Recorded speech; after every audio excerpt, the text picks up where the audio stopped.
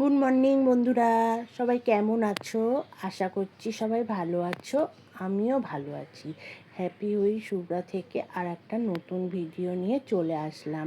বড়দের প্রণাম আর ছোটদের ভালোবাসা জানিয়ে ভিডিওটা এখান থেকে শুরু করছি।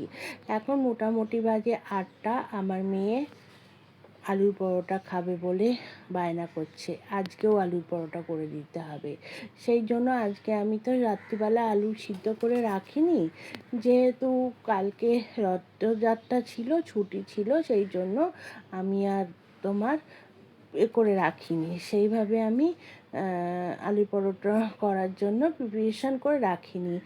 স্কুলে গেলে তখন আমি আলু পরোটা করলে আগের থেকে রাত্রিবেলায় সব কিছু গুছিয়ে রেখে দেই, সকালবেলা উঠে করে দিই। এইবার সকালে উঠেই বলছে আজকে আমি আলু পরোটা খাবো, আমাকে আলু পরোটা করে দাও। তা আমি বললাম যে এখনও তো কিছু তৈরি করিনি, কী করে আলু পরোটা করে দেবো। তারপরে যথারীতি সকালবেলা আলুগুলো সিদ্ধ করে তারপরে মেখে টেকে এবার পরোটা করে দিলাম। দেখো পরোটাগুলো তোমাদের সঙ্গে কথা বলতে বলতে পরোটাগুলো হয়ে গেছে। দেখো হটপটে পরোটাগুলো রেখে দিয়েছি। আর ওইদিকে দেখো তোমাদের দাদাভাই আমার যে সবজি বাগানটা আছে না ছাদের ওপরে, সেই বাগানে কচি কচি পুঁই শাক এসে হয়েছে। তা তোমাদের দাদাভাই পুঁই শাক খেতে ইচ্ছে হয়েছে। তোমাদের দাদাভাই পুঁই শাক খুব পছন্দ করে, তার উপর নিজে হাতে চাষ করেছে, সে তো তার তুলনাই নেই। বলছে যে পুঁই শাক কেটে নিয়ে আসবো, আজকে পুঁই শাক রান্না করবে। তা আমি বললাম ঠিক আছে, কেটে নিয়ে আসো, রান্না করব। সবারই আবদার পূরণ করতে হবে, শুধু কি বাচ্চাদের আবদার পূরণ করতে হবে, তার সঙ্গে তার বাবেরও আবদার পূরণ করতে হবে। যথারীতি পুঁই শাক নিয়ে এসেছে, আর এদিকে রায়তা বানিয়েছি, মানে আলুর পরোটা দিয়ে রায়তা খাবে, ওই জন্যে রায়তা বানিয়ে রেখে দিয়েছি। আর এদিকে দেখো পুঁই শাকগুলো সত্যিই খুব সুন্দর হয়েছে। বৃষ্টির জল পড়েছে তো, আর কচি কচি কচি কচি হয়েছে, আর বড়ও হচ্ছে। বৃষ্টির জল পড়েছে, এমনি জল দেওয়ার বৃষ্টির জল দেওয়ার মধ্যে অনেক তফাৎ আছে। এমনি জল দিলে কত আমরা জল দিতে পারি, কিন্তু বৃষ্টির জল কিন্তু দিলে গাছগুলো যথারীতি বড় হয়ে যায়। আর এদিকে আমি রান্নাও শুরু করে দিয়েছি। ভাঙন মাছ নিয়ে এসেছে, চিংড়ি মাছ নিয়ে এসেছে। এইবার ভাঙন মাছটা দেখলাম টাটকা টাটকাই আছে, কিন্তু ভাঙন মাছটা আমি কী দিয়ে বানাবো। আমি বসে অনেকক্ষণ 5 মিনিট চিন্তা করলাম যে ভাঙন মাছটা এমন একটা জিনিস দিয়ে আমাকে বানাতে হবে যাতে ছেলে মেয়েও খেতে পারে, আমরাও খেতে পারি। ছেলে মেয়ে পটল পছন্দ করে না, পটলের আবার ভর্তা, পটলের মধ্যে পুর ভরে এইভাবে যদি তুমি বানিয়ে দাও তাহলে ওরা খাবে। ওরা এমনি পটল ভাজা, এমনি পটলের মধ্যে পটল দিয়ে ঝোল করা, এগুলো ওদের পছন্দ হয় না। যাই হোক, আমি বললাম ক্যাপসিকাম আছে একটা বের করি, তাহলে ওরা ক্যাপসিকাম আলু দিয়ে ঝোলটা খাবে, আমরা পটল আলু দিয়ে ঝোলটা খাবো। তাই জন্য ক্যাপসিকামও কেটে নিলাম, পটলও কেটে নিলাম, আলু কেটে নিলাম, নিয়ে এইবার আমি মাছগুলো ভেজে নিচ্ছি। আর ভাঙন মাছের একটা মাথা নিয়েছি, আর একটা মাথা রেখে দিয়েছি, মাথা তোমাদের দাদাভাইকে দেবো। আমি খুব একটা মাথা পছন্দ করি না।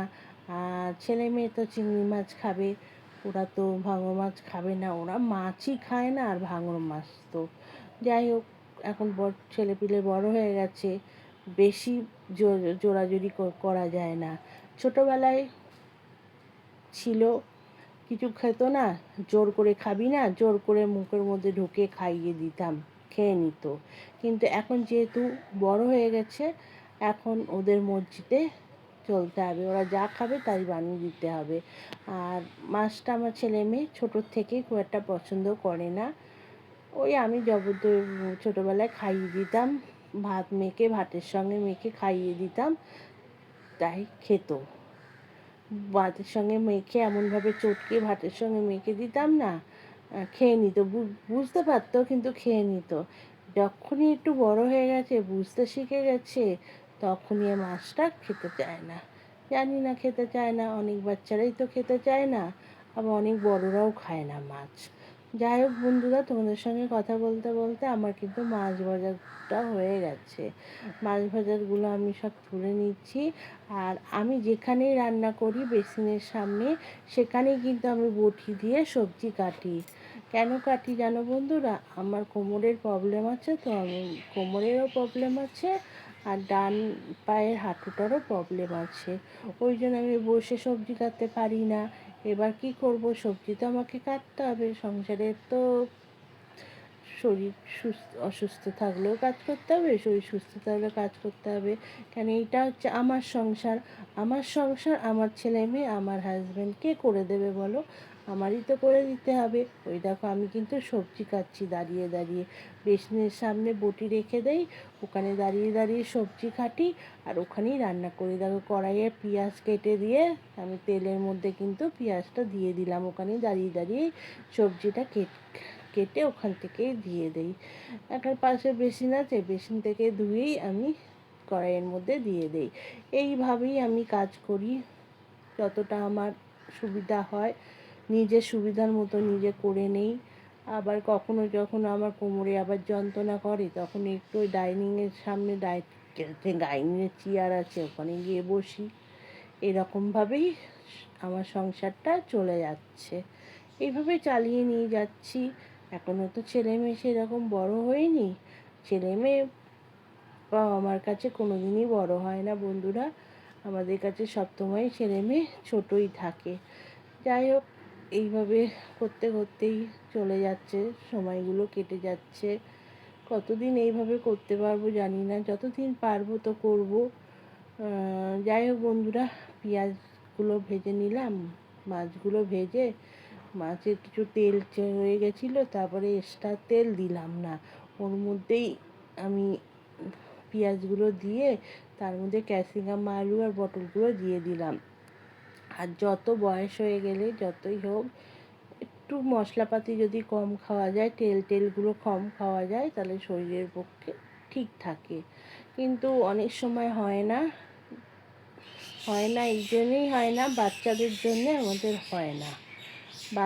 এখন ওরা বাচ্চা, ওদের খাওয়ার বয়স, ওরা খাবে। তাও আমি যতটা পারি চেষ্টা করি, মানে তেল মশলা কম দেওয়ার। ওইদিকে দেখো, তোমাদের সঙ্গে কথা বলতে বলতে নুন, হলুদ, জিরের গুঁড়ো দিয়ে দিয়েছিলাম। আর আমি একটু মশলা করে রেখেছিলাম, হ্যাঁ, তোমার আদা আর টমেটো বাটা, সেটাও দিয়ে দিলাম। দিয়ে এবার আমি একটু নাড়াচাড়া করে নিই, জল দিয়ে দেবো। আর ছেলে মেয়ে তো ওই বললাম ক্যাপসিকাম আলু খাবে, আমাদের পটল আর আলু হবে। আর ওইদিকে পুঁই শাক হবে। দেখো বন্ধুরা, কথা বলতে বলতে মাছের ঝোলটা আমার হয়ে গেছে। কিছু মাছ এত নরম ছিল যে ঝোলটা ফোটাতে ফোটাতে মাছগুলো ভেঙে গেল। যাই হোক, আর মাছ তো আমরা বাড়িতে কাটি না, বাজার থেকে কেটেই দেয়। এবার বাড়িতে যদি আমরা মাছ কাটি, আমরা আমাদের মতো করে সাইজ করে মাছ কাটি, কিন্তু বাজারে তো সেইভাবে সাইজ করে মাছ কেটে দেয় না। কোনো মাছটা একটু বড় হয়ে যায়, কোনো মাছটা একটু ছোটো হয়ে যায়। হ্যাঁ, যেদিন আমরা বাজারে যাই, সেদিন বলে দেয় এইভাবে কাটো, এইভাবে কেটে দেয়।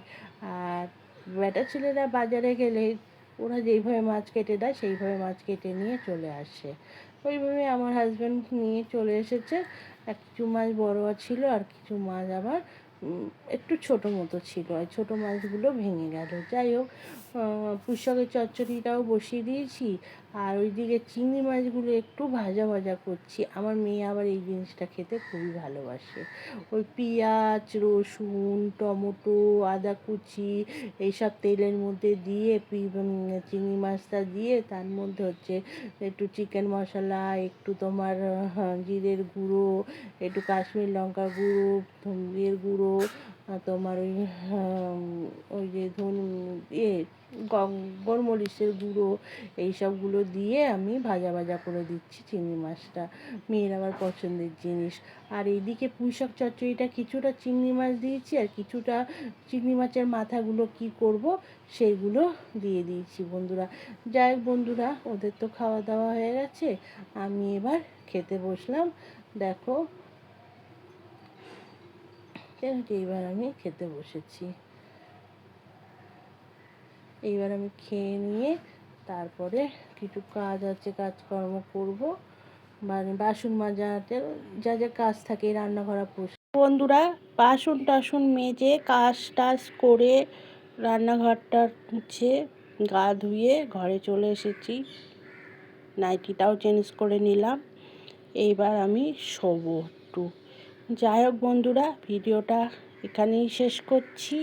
যদি তোমাদের আমার ভিডিওটা ভালো লেগে থাকে লাইক করে দিও। যারা পুরনো বন্ধু তারা তোমার ভিডিও দেখবে জানো, আর যারা নতুন বন্ধু এখনও পর্যন্ত আমাকে সাবস্ক্রাইবার করোনি, অবশ্যই একটা সাবস্ক্রাইবার করে পাশে যে নোটিফিকেশান বেলটা আছে সেটা অন করে রাখবে। যখনই আমি ভিডিও দেব তোমরা দেখবে, সাপোর্ট করবে, আমিও তোমাদের দেখব, সাপোর্ট করব। একের অপরের কাছে না থাকলে এই প্ল্যাটফর্মে দাঁড় করানো যাবে না। যাই হোক বন্ধুরা, ভালো থেকো, সুস্থ থেকো, সাবধানে খেকো। আবার একটা নতুন ভিডিও নিয়ে চলে আসবো। Tata, by.